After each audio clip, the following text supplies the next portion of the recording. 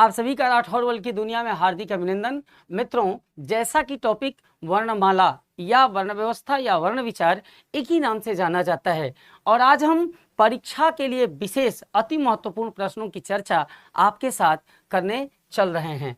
तो आइए हम चलते हैं प्रश्नों की दुनिया में, जहां मैं एसके सिंह आपके साथ डिस्कशन करूंगा। तो हमारे पास प्रश्न नंबर 1 है, और क्वेश्चन नंबर 1 कहता है कि हमें ये बताना है कि प्रत्येक वर्ग का दूसरा और चौथा वर्ण क्या कहलाता है। हमारा क्वेश्चन ये है। तो कहता है कि वो हमारा क्या कहलाता है, महाप्राण कहलाता है, या अल्पप्राण कहलाता है, या फिर वो अनुनासिक व्यंजन कहलाता है, या औक्षिप्त व्यंजन। तो प्रत्येक वर्ग का दूसरा वर्ण, देखो मित्र, जिसके अंग्रेजी में यच लगा होता है, यानी जिसमें हकार ध्वनि आती है, उसे ही हम महाप्राण कहते हैं। जैसे कि प्रत्येक वर्ग का दूसरा वर्ण यानी कवर्ग का ख और घ हमारा महाप्राण कहलाता है। तो दूसरा और चौथा वर्ण हमेशा क्या कहलाता है, महाप्राण, जबकि पहला, तीसरा और पांचवा हमारा कहलाता है अल्प प्राण। और अनुनासिक वर्ण वे कहलाते हैं जिनका उच्चारण मुख और नाक दोनों से होता है, अंग और वो अह, और उच्छिप्त व्यंजन में आता है ड और ढ। तो इस तरह हमारे प्रश्न नंबर 1 का उत्तर है कि उसका उत्तर होगा महाप्राण व्यंजन।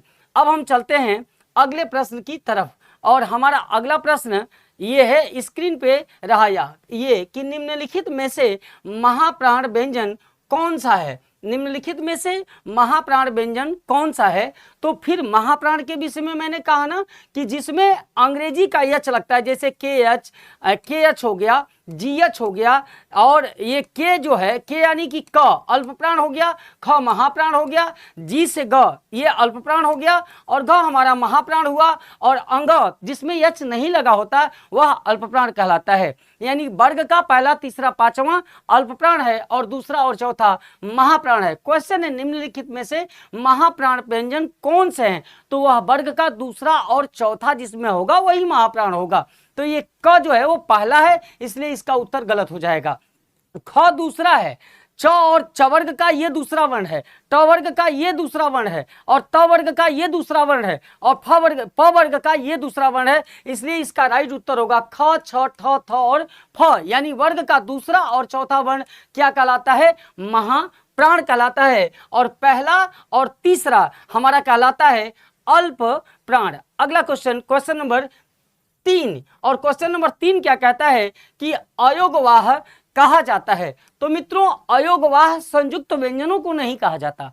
अयोगवाह वे व्यंजन हैं जिनकी गणना न स्वरों में होती है और न ही व्यंजनों में होती है, और वे हैं अंग और अह।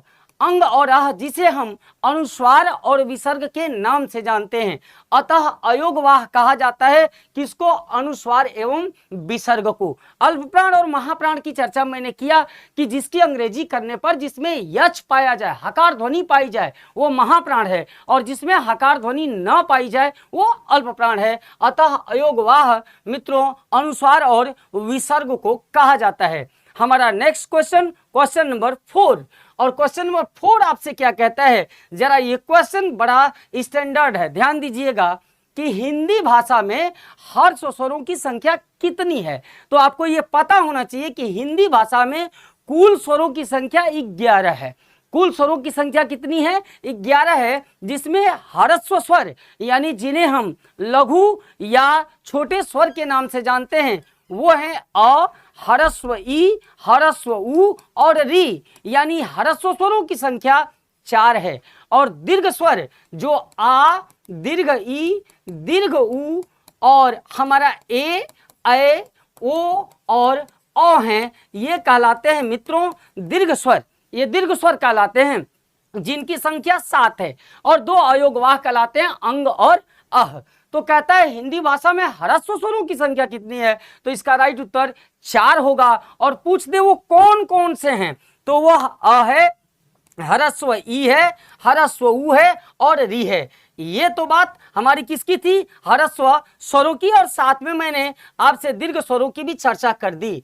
अब हमारे सामने क्वेश्चन नंबर 5 है, और क्वेश्चन नंबर 5 कहता है कि ऐसी कौन सी 2 मात्राएं हैं जिनका प्रयोग तो किया जाता है किंतु किंतु उनका समावेश स्वर में नहीं किया जाता। और बात यहीं तक नहीं रुकती, उनका समावेश सिर्फ स्वर में नहीं किया जाता, उनका समावेश मित्र व्यंजन में भी नहीं किया जाता, और वे ही कहलाते हैं अयोगवाह, जिसकी चर्चा मैंने बताई पहले, और वो कहलाते हैं अंग और अह। अर्थात आपके प्रश्न के अनुसार इसका उत्तर होगा क्वेश्चन नंबर 5वां का दूसरा ऑप्शन, अंग और अह, जिन्हें अयोगवाह कहते हैं, और इनकी गणना न स्वरों में की जाती है और न ही व्यंजनों में की जाती है। अब आपके सामने क्वेश्चन नंबर 6 कहता है क्या कि लिपि चिन्हों के क्रमबद्ध समूह को क्या कहते हैं। लिपि हमारी, आपने सुना होगा कि हिंदी एक भाषा है जिसके लिखने की दशा को, किसी भी भाषा के लिखने की दशा को लिपि कहते हैं, और हिंदी की लिखने की दशा यानी हिंदी की लिपि देवनागरी कहलाती है, और हिंदी भारोपीय भाषा समूह की एक भाषा है। और कहा कि लिपि चिन्हों के क्रमबद्ध समूह को क्या कहते हैं, तो लिपि ही वर्ण का स्वरूप होती है लिखने के क्रम में, बोलने के क्रम में। अतः इस प्रश्न के अनुसार लिपि चिन्हों के क्रमबद्ध समूह को मित्र वर्णमाला कहते हैं, वर्ण समूह नहीं कहते। ये भूल के कभी गलती मत करना। और अक्षर वर्ण का ही अनौपचारिक स्वरूप है, जबकि वर्ण लिपि को ही हम जब बोलते हैं, उच्चारण की दृष्टि से देखते हैं, तो उसे वर्ण कहा जाता है, और सिर्फ लिखने की दशा लिपि कहलाती है। अतः लिपि चिन्हों के क्रमबद्ध समूह को हम वर्णमाला कहते हैं। अगला क्वेश्चन नंबर 7 हमसे कहता है, और क्वेश्चन नंबर 7 क्या कहता है कि हिंदी शब्दकोश में अक्षर का क्रम इनमें से किस वर्ण के बाद आता है। आप भरोसा करो, यह प्रश्न कई बार कई परीक्षाओं में पूछा गया है, कई बार पूछा गया कि अक्षर का क्रम किस वर्ण के बाद आता है। तो इसको समझने और समझाने की जरूरत नहीं, याद कर लो, अक्षर का क्रम क के बाद आता है। अक्षर का क्रम कभी पूछे तो किसके बाद आता है, क के बाद आता है, और ये कई बार पूछा गया है। ठीक है, क्वेश्चन नंबर 8 कहता है, और क्वेश्चन नंबर 8 क्या कहता है कि क्वेश्चन नंबर 8 कहता है कि निम्नलिखित में से कौन सा वर्ण अंतःस्थ नहीं है। अंतःस्थ का मतलब होता है कि जिन वर्णों के उच्चारण में वायु मुख के अंगों से या मुख से पूर्ण रूपेण बाहर न निकलकर हमारे अंदर में ही स्थित रह जाती है, उन्हें अंतःस्थ वर्ण कहते हैं। और ये कहलाते हैं य, र, ल और व, यानी अंतःस्थ में आते हैं य, र, ल और व। तो हम विकल्प में देख लेते हैं कि इन चारों में से किस वर्ण की चर्चा किस ऑप्शन में की गई है। तो ऑप्शन नंबर 1 में ही यह है। अतः अंतःस्थ वर्ण नहीं है पूछा गया, तो हमारा यह तो है भाई, अंतःस्थ है। ह को पूछा कि ह है कि नहीं है, तो ह हमारा नहीं है, हमारा अंतःस्थ नहीं है, उसमें व्यंजन है। जबकि र और व यानी य, र, ल, व में से य, र और व ऑप्शन में हैं, ह उसमें व्यंजन है। अतः इसका राइट उत्तर दूसरा होगा ह। और हम पुनः अगले क्वेश्चन की तरफ बढ़ते हैं, और क्वेश्चन नंबर 9 कहता है, क्या कहता है कि निम्नलिखित व्यंजनों में से कौन से व्यंजन का उच्चारण तालु से होता है। किस व्यंजन का उच्चारण तालु से होता है। तालु, जिसे हम तालव्य कहते हैं। मित्रों, उच्चारण स्थान के ऊपर हमने एक राठौर वर्ल्ड चैनल पे, आपके चैनल पे एक बहुत बढ़िया सा वीडियो डाल रखा है, वर्ण व्यवस्था का दूसरा पार्ट, जिसमें आपको कंठ, तालव्य, मूर्धन्य, दंत, ओष्ठ, कंठोत्स्य सारे उच्चारण स्थानों की चर्चा की। वर्गों के आधार पर बड़े ट्रिकी ढंग से, बड़े आसान तरीके से कवर्ग, चवर्ग, टवर्ग, तवर्ग, पवर्ग इत्यादि का फॉर्मूला मैंने अंगों के आधार पर दिया। तो हमारा जो पूछ रहा है कि तालु से होता है, यानी तालव्य वर्ग का कौन सा वर्ण है, तो तालव्य में च वर्ग आता है। क वर्ग हमारा कंठ, पहला बोलने का अंग कंठ है, अतः इसका ये कंठ से क वर्ग का उच्चारण होता है। दूसरा हमारा तालु है, तालु ने भगवान ने बनाया उच्चारण के लिए, तो दूसरा च वर्ग है, तालव्य का उच्चारण, तालव्य से उच्चरित होने वाला। तीसरा हमारा जिह्वा है, जो मूर्ति है, जिस कारण इसका नाम मूर्धा या व्याकरणिक दृष्टिकोण से मूर्धन्य पद बनता है, जिसमें ट वर्ग के वर्ण आते हैं, ट, ठ, ड, ढ और अण। चौथा हमारा होता है दांत, चौथा अंग दांत है, इसलिए इसे दंत कहते हैं। और उसमें त वर्ग आता है, यानी त थ द ध और न, और पांचवा बोलने का अंग उच्च है, जिसमें प वर्ग आता है, प फ ब भ और म, और अंतःस्थ और उष्म और संयुक्त अक्षरों की भी चर्चा की गई है। तो निम्नलिखित व्यंजनों में से कौन सा उच्चारण तालु से होता है? तो क तो होगा नहीं, क का उच्चारण स्थान कंठ से होता है। ये जो ढ है वो तो ट वर्ग का है, अतः ढ का उच्चारण स्थान मूर्धा से होता है, म का उच्चारण स्थान हमारा उस से होता है। तो हमारा राइट उत्तर क्या होगा? छ, जो च वर्ग का दूसरा वर्ण यानी महाप्राण है। तो छ का यानी च वर्ग के वर्णों का उच्चारण किससे होता है? तालु से होता है। नेक्स्ट क्वेश्चन, और क्वेश्चन नंबर हमारा 10 क्या कहता है कि मूर्धन्य स का उच्चारण स्थान क्या है? देखो मित्र, 3 स होते हैं, ये तालव्य स है, ये मूर्धन्य स है और ये दंत स है। जैसा नाम है तालव्य स नाम है, अतः इसका उच्चारण स्थान तालु अर्थात तालव्य से होता है। इसका नाम मूर्धन्य स है, अतः इसका उच्चारण स्थान मूर्धा अर्थात मूर्धन्य से होता है। और इसका नाम दंत स है, अतः इसका उच्चारण स्थान दांत से होता है। अतः दिए प्रश्न के अनुसार मूर्धन्य स का उच्चारण स्थान क्या होगा? मूर्धा होगा।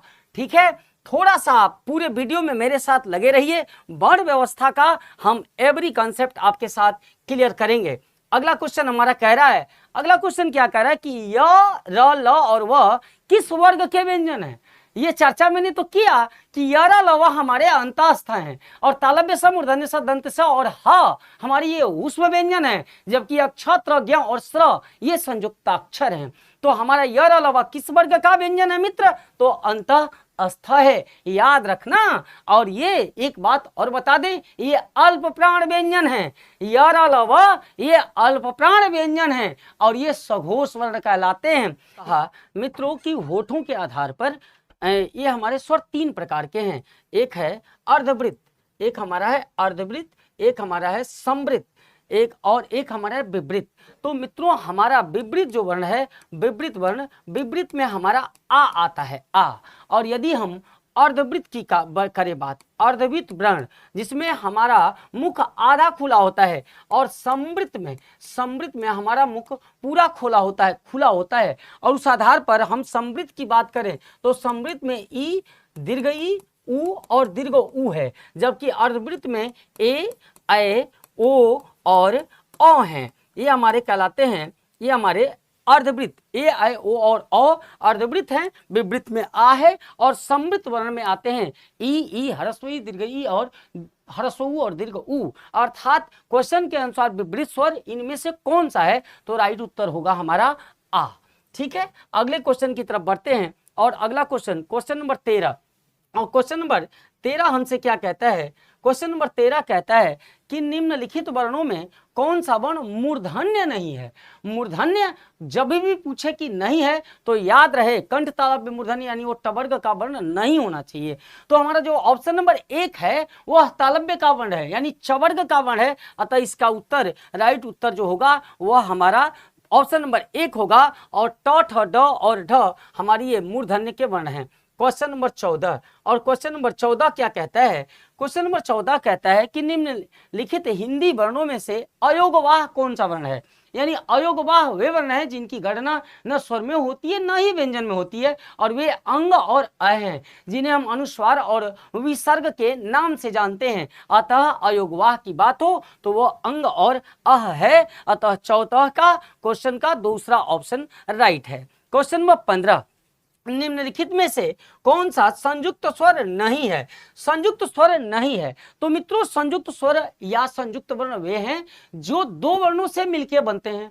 व्यंजनों में संयुक्त व्यंजन अक्ष, त्र, ज्ञ और स कहलाते हैं, क्योंकि अक्ष का निर्माण क और मूर्धन्य स से होता है, और त्र का त और र से, और स्र का तालव्य श और र से, और ज्ञ का ज और य से होता है। जबकि स्वरों में ए, ऐ, ओ और औ ये कहलाते हैं हमारे संयुक्त स्वर, क्योंकि इनका भी निर्माण 2 वर्णों से होता है। ए का निर्माण अ और ई से होता है, और ऐ का निर्माण अ और ए से होता है, और ओ का निर्माण अ और उ से होता है, जबकि औ का निर्माण अ और ओ से होता है। अतः हमारे संयुक्त स्वरों की संख्या 4 है। यह भी एक प्रश्न हो सकता है कितनी संख्या है, तो 4। और कौन सा संयुक्त स्वर नहीं है, तो संयुक्त स्वर हमारा दीर्घ ऊ नहीं है। ये दीर्घ ऊ संयुक्त स्वर नहीं है क्योंकि ये समान स्वर है और ये समान स्वरों से मिलकर बनता है। अब आइए क्वेश्चन नंबर 16 की बात करते हैं।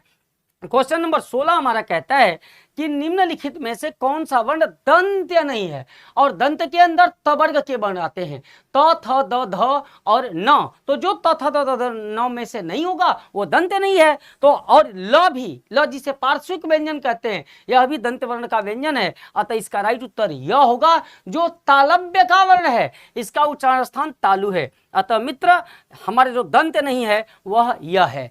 क्वेश्चन नंबर 17 कहता है, और क्वेश्चन नंबर 17 हमसे क्या कहता है कि निम्नलिखित में से पार्श्विक ध्वनि कौन सी है। हमने अभी कहा तो पार्श्विक ध्वनि जब भी पूछे, मोस्ट इंपोर्टेंट क्वेश्चन है, तो राइट उत्तर ल है। और पार्श्विक ध्वनि कौन सी है, तो इसका राइट उत्तर ल है, क्योंकि र जो है मित्र वो वर्ष व्यंजन है, और वर्ष व्यंजन में 4 वर्ण आते हैं, ज ल र और स। र वर्ष व्यंजन है, जबकि हमारा अर अनुनासिक है, और च जो है वो स्पर्श संघर्षी वर्ण है। यह भी याद रखिएगा कि च कौन सा वर्ण है, तो स्पर्श संघर्षी वर्ण है। अब आइए क्वेश्चन नंबर 18 की बात करते हैं। और क्वेश्चन नंबर 18 क्या कहता है कि हिंदी स्वरों का वर्गीकरण जब जीभ के आधार पर किया जाता है, मैंने चर्चा भी किया, जीभ के आधार पर किया जाता है, तो निम्नलिखित में से कौन सा भेद उसके अंदर नहीं आएगा। तो जब जीभ के आधार पर किया जाएगा तो स्वरों का वर्गीकरण 3 प्रकार से होता है, अग्रस्वर, मध्य स्वर और पश्च स्वर। और जब आपसे पूछे कि स्वरों का वर्गीकरण होठों के आधार पर किया जाए तो भी उत्तर 3 ही होगा, लेकिन वह होगा विवृत, अर्धवृत्त और संवृत्त। तो होठों के आधार पर 3, विवृत, अर्धवृत्त और संवृत्त, और जिह्वा के आधार पर 3, अग्र, मध्य और पश्च स्वर जिह्वा के आधार पर हैं। अतः पूछ रहा है कि कौन नहीं आएगा, अतः विवृत स्वर जो हैं वो जिह्वा के आधार पर वर्गीकरण में नहीं आते, वो होठों के आधार पर आते हैं। क्वेश्चन नंबर 19 कहता है, 19 कहता है कि जिन स्वरों के उच्चारण में हवा नाक से भी निकलती है उन्हें क्या कहते हैं। नाक से भी यानी सभी वर्णों का उच्चारण मुख से होता है, और उसमें मुख के अंग जब स्पर्श करते हैं तो उस आधार पर उनका वर्गीकरण होता है। लेकिन जिन वर्णों का उच्चारण में नाक की भी आवश्यकता होती है उन्हें अनुनासिक वर्ण कहते हैं, और वो अंग और अह हैं जिन्हें अयोगवाह के नाम से भी जाना जाता है। अतः इसका राइट उत्तर अनुनासिक स्वर होगा, अनुनासिक वर्ण होगा।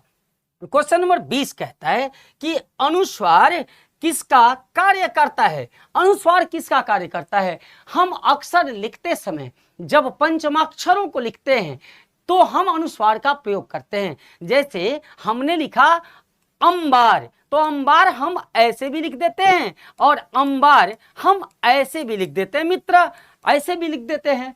तो हम पंचमाक्षर जितने भी हैं उनकी जगह हम अनुस्वार का प्रयोग करते हैं।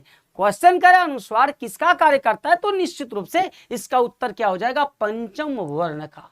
पंचम वर्ण का, वर्ग के पंचम वर्ण का कार्य अनुस्वार करता है। क्वेश्चन नंबर 21 आपसे कहता है, और 21 क्या कह रहा है कि निम्नलिखित में से कौन सा वर्ण अघोष है। अघोष और सघोष वर्णों के उच्चारण में जो हमारी स्वर तंत्रियां हैं उनके झंकार के आधार पर वर्णों का वर्गीकरण 2 रूपों में हुआ, अघोष और सघोष। व्यंजनों में जितने भी वर्ग के पहले और दूसरे वर्ण हैं वो अघोष हैं, और तीसरा, चौथा और 5वां वर्ण सघोष है, जबकि अंतः हस्त यानी यर अलव हमारे सघोष वर्ण हैं। और ये जो तीनों स हैं, तीनों स वो अघोष महाप्राण है, और हा अकेला वर्ण है जो सघोष भी है और महाप्राण भी है। सभी के सभी स्वर सघोष हैं मित्रों। मैंने अघोष और सघोष की चर्चा कर दी। तो क्वेश्चन कहता है निम्नलिखित में कौन सा वर्ण अघोष है, तो वह वर्ग का पहला या दूसरा होना चाहिए या अंतःस्थ होना चाहिए। तो हमारा ख जो है वो दूसरा वर्ण है, इसलिए आंख मूंद के सटाक से मारेंगे ख, यानी ऑप्शन नंबर 2, क्योंकि घ जो है वो चौथा है, ट ठ ड और ढ भी चौथा है, और प फ ब तीसरा वर्ण है। तो यानी हमारा 3, 4 और 5 सघोष है, और 1 और 2 अघोष है। क्वेश्चन नंबर 22 कहता है कि 6 और झ, छ और झ व्यंजन क्या होते हैं? छ और झ और ये चवर्ग के वर्ण है मित्र, तो चवर्गों का उच्चारण स्थान तालव्य है, तालु है। अतः 1 मिनट का उत्तर कि छ और झ हमारे कौन से वर्ण हैं? ये तालव्य के वर्ण हैं। अगला क्वेश्चन नंबर 23, और क्वेश्चन नंबर 23 क्या कह रहा है कि आप बताओ कि उच्चारण की दृष्टि से र, ल और श व्यंजन किस प्रकार के हैं? अभी मैंने चर्चा किया, एक नाम बोला वर्त्स व्यंजन, और वर्त्स व्यंजनों को याद करने का एक तरीका है, याद रखना जलरस यानी ज, ल, र और दंते श, ये 4 व्यंजन कहलाते हैं वर्त्स व्यंजन। इन्हीं में से 3 के विषय में पूछा है, र, ल और श पूछ रहा कौन से व्यंजन है, तो हमारा उत्तर होगा वर्त्स्य व्यंजन, जो जिनकी संख्या पूछ दे तो उत्तर 4 मारना है, और वो है ज, ल, र और दंत श। अगला क्वेश्चन कहता है कि हिंदी वर्णमाला में दीर्घ स्वरों की संख्या निम्नलिखित में से क्या है? दीर्घ स्वरों की संख्या, तो दीर्घ स्वर हमारे कौन से हैं? हमारा हरस्व स्वर पहले जान जाओ, ये अ है, हरस्व ई है, हरस्व उ है और री है, ये हमारे हैं हरस्व स्वर, ये 4 हो गए। और हमारे दीर्घ में आते हैं आ, दीर्घ ई, दीर्घ उ और हमारा ए, ओ और औ, यानी ये 7, और ये 7 और 4 मिलकर ही स्वरों की संख्या का निर्माण करते जो 11 है। अर्थात हमारे दीर्घ स्वरों की संख्या कितनी है? 7। अंग और अह ये हमारे अयोग हुआ हैं। क्वेश्चन नंबर 25 कहता है, बड़ा ही शानदार क्वेश्चन, और क्वेश्चन नंबर 25 कह रहा है कि जब किसी सार्थक शब्द का प्रयोग वाक्य में होता है तो उसे क्या कहते हैं? शब्द का प्रयोग जब वाक्य में हो, शब्द की सत्ता स्वतंत्र होती है, लेकिन जब किसी शब्द के ऊपर लिंग वचन कारक का प्रभाव दिखाया जाता है तो उनका विकार के आधार पर वर्गीकरण होते हुए वे विकारी या अविकारी कहलाते हैं। जब विकार के आधार पर प्रयोग हम वाक्य में करते हैं तो एक शब्द शब्द न रह के पद कहलाता है, शब्द शब्द न रह के पद कहलाता है। ये याद रखना कि शब्द का जब वाक्य में प्रयोग कर दिया जाता है, अर्थात उसके ऊपर लिंग वचन कारक का प्रभाव दिखाते हुए वाक्य के शेष भाग से संबंध स्थापित कराया जाता है, तो वह कहलाता है मित्र मेरे पद कहलाता है, वह पद कहलाता है। अगला हमारा कह रहा है आपसे रिक्वेस्ट कर रहा है जी, क्या रिक्वेस्ट कर रहा है कि यदि आपको हमारी थोड़ी सी भी मेहनत पसंद आ रही हो, क्वेश्चन के स्टैंडर्ड्स अच्छे लग रहे हो, तो एक बार please please please Rathore world को लाइक, सब्सक्राइब और कमेंट कर दीजिए, शेयर भी कर दीजिए, आपकी बहुत बड़ी कृपा होगी।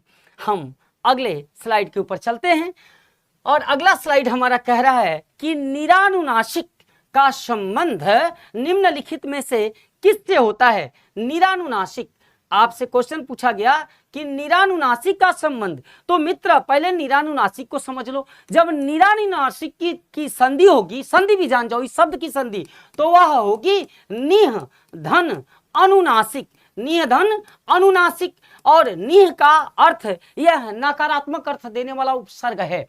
नी उपसर्ग है, क्योंकि उपसर्गों के अंत में विसर्ग का प्रयोग नहीं होता, यह नकारात्मक अर्थ देने वाला उपसर्ग है। और यह अनुनासिक जो है, जिसका उच्चारण मुख और नाक दोनों से होता है, तो जो निरानुनासिक हैं उनका उच्चारण सिर्फ मुख से होता है, यानी वर्ग के पंचमाक्षर को और ज्ञ को छोड़कर शेष सभी के सभी वर्ण निरानुनासिक वर्ण हैं, जिनका उच्चारण केवल और केवल किससे होता है? मुख से होता है, ये ध्यान रहे। और अनुनासिक का उच्चारण मुख और नाक दोनों से होता है।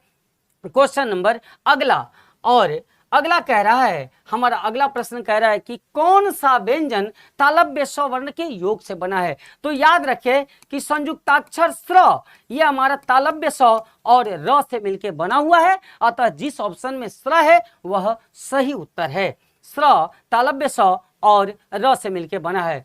क्वेश्चन नंबर 28, और क्वेश्चन नंबर 28 क्या कहता है कि आप बताओ कि समृद्ध स्वरों के वर्गीकरण के किस आधार के अंतर्गत एक भेद नहीं है?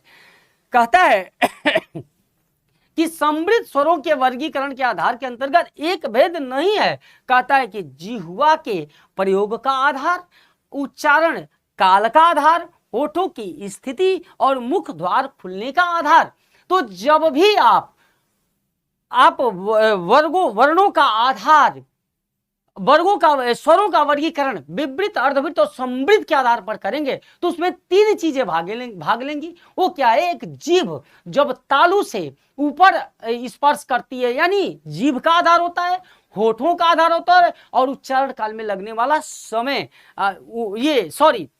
और ओठों की स्थिति होती है, और मुख द्वार के खुलने का आधार होता है, और जीभ के प्रयोग का आधार होता है। जबकि उच्चारण काल का इसमें कोई आधार नहीं होता।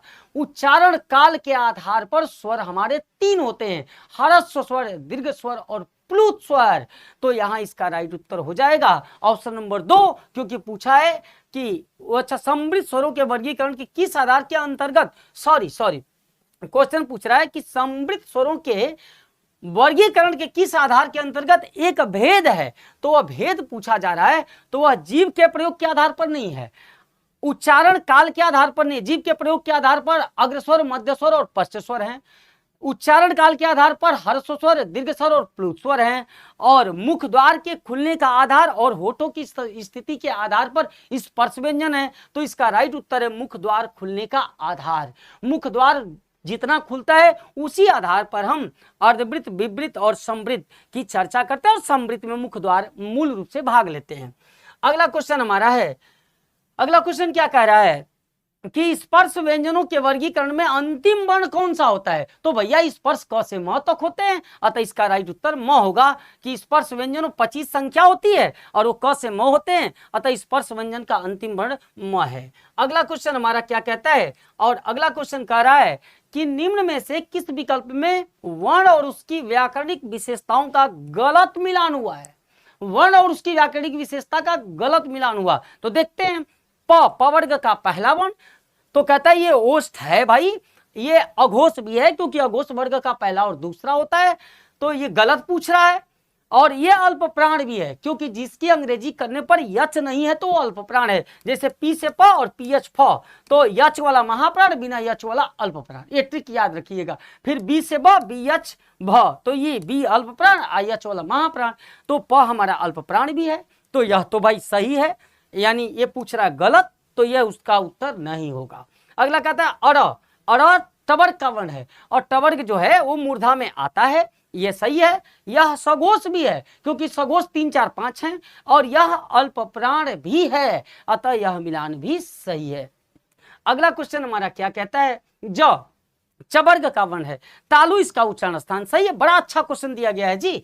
मगर ये च छ ज ये सघोष भी है, ये तीसरा वर्ण है, और यह अल्प प्राण भी है, यह भी मिलान सही है। अगला कहता है मूर्धन्य स, इसका उच्चारण स्थान मूर्धा है, तो यह तो सही है। और ये क्या कहता है, ये अघोष है, तो यह भी सही है, परंतु यह अल्प प्राण नहीं है, यह क्या है मित्र, यह महाप्राण है, क्योंकि इसमें यच है, यही इसको गलत कर रहा है, क्योंकि मूर्धन्य स और तीनों सा ये महाप्राण व्यंजन है, अल्प प्राण व्यंजन नहीं है, अतः दिए हुए प्रश्न के अनुसार इसका उत्तर चौथा विकल्प होगा।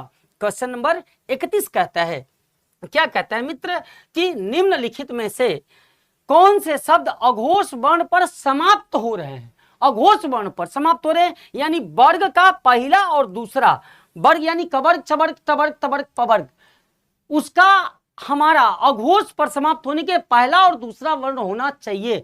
तो हमारा न जो है वो हमारा पहला दूसरा नहीं है, और यह हमारा ये जो है पूछ रहा है यह अघोष वर्ण, तो अघोष हमारा यह हमारा अघोष नहीं है बल्कि सघोष है।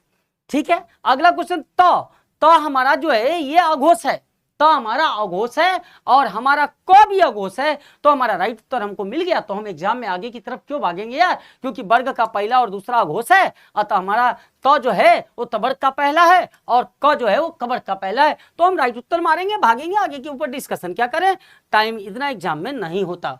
क्वेश्चन नंबर 32, जिस स्वर के उच्चारण में एक मात्रा लगती है, जिस स्वर के उच्चारण में एक मात्रा लगती है उसे क्या कहते हैं। जिस स्वर के उच्चारण में एक मात्रा लगती है उसे ह्रस्व स्वर माना जाता है, और उसे हम ये व्याख्या स्पेशली छंद में होती है, और छंद का एक जबरदस्त वीडियो राठौर वर्ल्ड की दुनिया में मौजूद है, आप प्ले लिस्ट में जाके देख सकते हो। तो जब एक मात्रा लगती है तो उसे हम लघु स्वर कहते हैं, और जब दो मात्रा लगती है तो उसे गुरु स्वर कहते हैं। यह छंद व्याख्या करता है, अतः इसका राइट उत्तर होगा एक मात्रिक वर्ण, यानी यह यह लघु स्वर कहलाता है। क्वेश्चन नंबर 33 कहता है कि अंतःस्थ और ऊष्म वर्णों की संख्या कितनी है। तो अंतःस्थ यह रलव है जिनकी संख्या 4 है, और ऊष्म में तीनों स और हैं ह है, तो इनकी भी संख्या 4 है, यानी अंतःस्थ प्लस ऊष्म बराबर 8। इसलिए ऑप्शन नंबर दूसरा इसका सही उत्तर है। क्वेश्चन नंबर हम 34 की तरफ जाते हैं, और क्वेश्चन नंबर 34 क्या कहता है।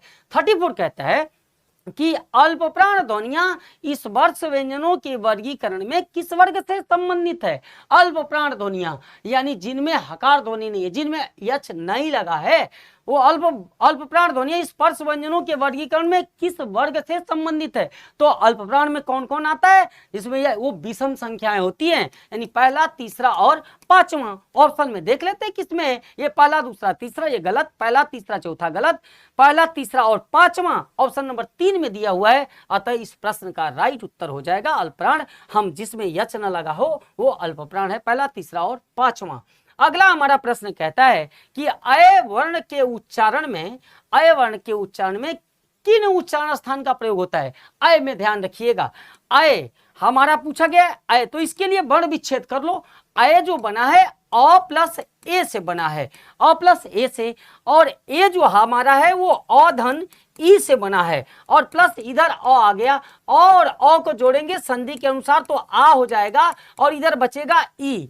आ का उच्चारण स्थान मित्र कंठ है, और ई का उच्चारण स्थान तालव्य है। अतः ए और अ दोनों का उच्चारण स्थान कंठ तालव्य है, कंठ तालव्य, क्योंकि ये अ और ए से बना हुआ वर्ण है। अतः इसका राइट उत्तर कंठ और तालु होगा, जो ऑप्शन नंबर 1 में दिया गया है। यह प्रश्न बड़ा लाजवाब था, आप समझ चुके होंगे। क्वेश्चन नंबर 36 क्या कहता है। क्वेश्चन नंबर 36 कह रहा है कि जब एक ही ध्वनि का द्वित्व हो जाए, तब इसे क्या कहते हैं। तो द्वित्व का मतलब होता है कि जब एक ही वर्ण आपस में संयुक्त हो जाए। जैसे दिल्ली में द्वित्व और द्वि माने दो और द्वित्व माने दोबारा। तो दिल्ली में ल 2 बार आ गया, अगर हमने सच्चर लिखा तो च और च 2 बार आ गया। इन्हीं को द्वित्व व्यंजन या युग्मक व्यंजन के नाम से जाना जाता है, द्वित्व या युग्मक। तो प्रश्न ही है कि जब एक ही ध्वनि द्वित्व हो जाए तो उसे क्या कहते हैं, युग्मक ध्वनियां कहते हैं। युग्मक ध्वनियां ही द्वित्व ध्वनियां हैं, यानी दोबारा आपस में ही संयुक्त हो जाए वह द्वित्व या युग्मक है। क्वेश्चन नंबर 37 कहता है मित्र, क्या कहता है कि अंग का उच्चारण स्थान क्या है। अंग, इनमें से ये अंग का हमारा ये ट ठ ड ढ, ये हमारा ड है, तो नासिक के नहीं है, और ये अंग अड़ लिखा हुआ है, ट ठ ड हमारा उच्छिष्ट व्यंजन में है। अतः इसका उच्चारण स्थान मूर्धन्य है, ये ट वर्ग का तीसरा वर्ण, अतः यह हमारा मूर्धन्य वर्ण है। यह ट वर्ग का आसान सा क्वेश्चन था। अगले क्वेश्चन की तरफ बढ़ते हैं, और अगला क्वेश्चन कहता है कि जिनकी ध्वनि केवल मुख से निकलती है वे क्या है। जिनकी ध्वनि केवल मुख से निकलती है वो क्या है। तो भैया केवल मुख से निकलने वाले वर्ण निरानुनासिक हैं, और अनुनासिक वे हैं जिनका उच्चारण मुख और नासिका दोनों से होता है, और जिनका उच्चारण केवल नासिका से होता है, चंद्रबिंदु वाले वर्ण, वो नासिक के वर्ण कहलाते हैं मित्र। तो अतः हमारा इसका उत्तर निरानुनासिक स्वर है, और इसकी चर्चा पहले भी हो चुकी है, यानी इसमें नाक भाग नहीं लेता, केवल मुख। कहता है कि दीर्घ का, आपको कई बार एग्जाम में वर्ण विच्छेद पूछा जाता है कि कोई भी शब्द दे दिया जाता है उसका वर्ण विच्छेद करिए। तो दीर्घ का वर्ण विच्छेद पूछा गया, तो दीर्घ में द है और नीचे लगा हुआ है री, हरस्वरी, और प्लस ग है। प्रत्येक व्यंजन में एक स्वर लगा होता है, और भूल मत करिएगा, जब तक व्यंजन में हलंत नहीं लगेगा तब तक उसके साथ स्वर नहीं जुड़ सकता।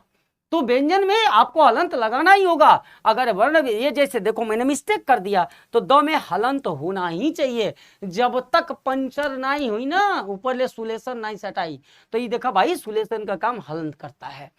तो द प्लस री प्लस ग प्लस अ, द में भी हलंत लगा और ग में भी हलंत लगा। अतः हमारा सही उत्तर हमारा पहला ही, इसका ऑप्शन दीर्घ का सही है। यह वर्ण विच्छेद का भी मैंने क्वेश्चन ले लिया था। क्वेश्चन नंबर 40 कहता है कि आप बताओ कि अनुनासिक व्यंजन निम्नलिखित में से कौन से होते हैं।